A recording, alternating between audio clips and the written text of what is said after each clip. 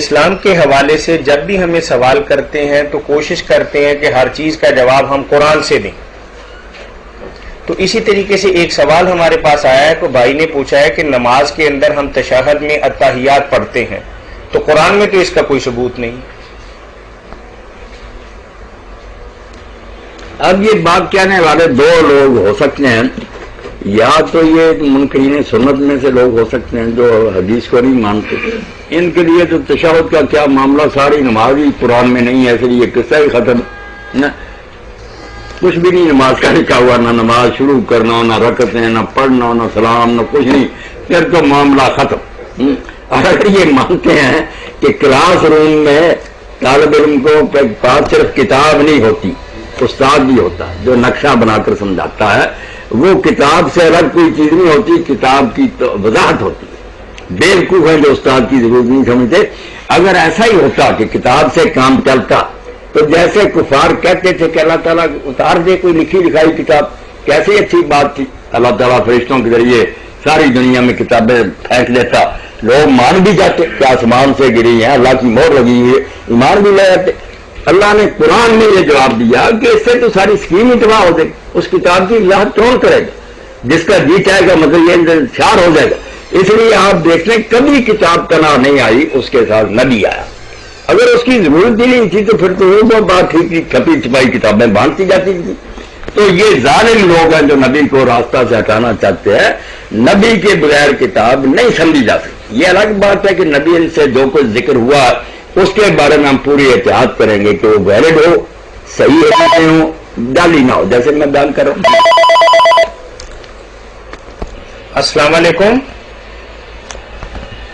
جی. السلام علیکم جی. مولانا ایک تو یہ گروہ ہے جو اس لائق ہی نہیں کہ ان سے کوئی بات کی جائے، یہ اللہ کے سپرد ہے. اس لیے ان کا حال یہ ہے کہ جو ان میں سے کہتے تھے نا کہ قرآن میں سب کچھ ہے.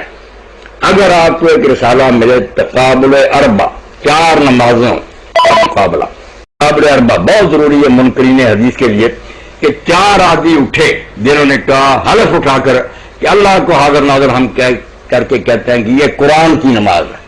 قرآنی نماز انہوں نے لکھی، موٹی موٹی کتابیں. عبداللہ چکرالوی تھا، پھر ایک رفیع الدین تھا، حشمت علی تھا، 4 قرآنی نماز. آپ وہ دیکھیں گے نا تقابل اربع نمبر 1 خانے پر شروع سے ایک بات پر متفق نہیں ہوگا، نہ نماز شروع کرنے پر، نہ ختم کرنے پر، نہ رکوعوں پر. کسی نے کہا نمازیں صرف 3 ہیں، کسی نے کہا 2 ہے، کسی نے کہا 4 ہے، کسی نے کہا 5 ہیں. قرآن سے جو ملا، کسی نے کہا رکھتے اتنی ہیں جتنے مسلمان پڑھتے ہیں، کسی نے کہا ہر نماز کی صرف 2 ہے. حیران. اب کسی نے کہا 2 سجدے ہیں رکعت میں، کسی نے کہا 1 سجدہ، کسی نے کہا قبلہ کی طرف پڑھنی ہے، کسی نے کہا نہیں قرآن بتاتا ہے کہ جو فجر کی نماز ہے ادھر یہ مشرق کی طرف منہ کر کے سورج ادھر چلے جائے تو 4 نمازیں دیکھیں گے نا آپ کہیں گے توبہ توبہ توبہ. یہ لوگ ہیں جو کہتے ہیں کہ حدیث نے فساد ڈالا ہوا.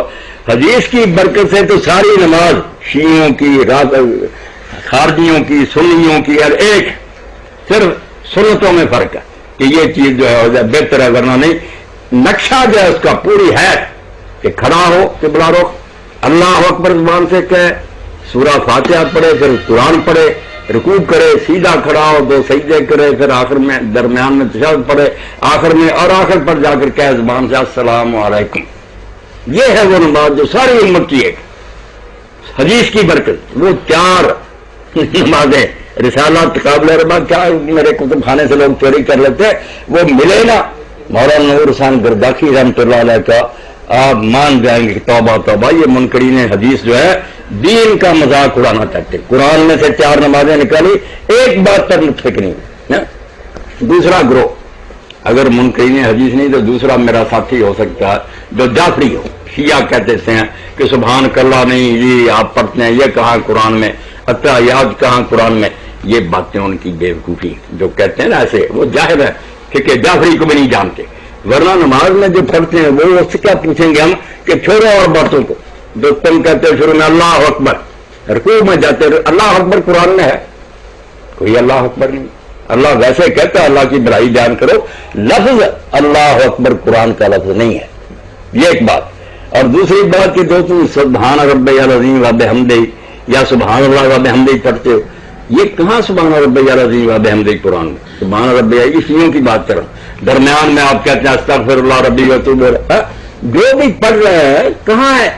درود شریف بھی نہیں، حکم ہے درود پڑھو، لفظ تو نہیں جو آپ پڑھ رہے ہیں حدیث کے لیے۔ اتحیات کا میں بتا دوں شیعہ دوستوں کو کہ اتحیات شیعہ مذہب میں ہے۔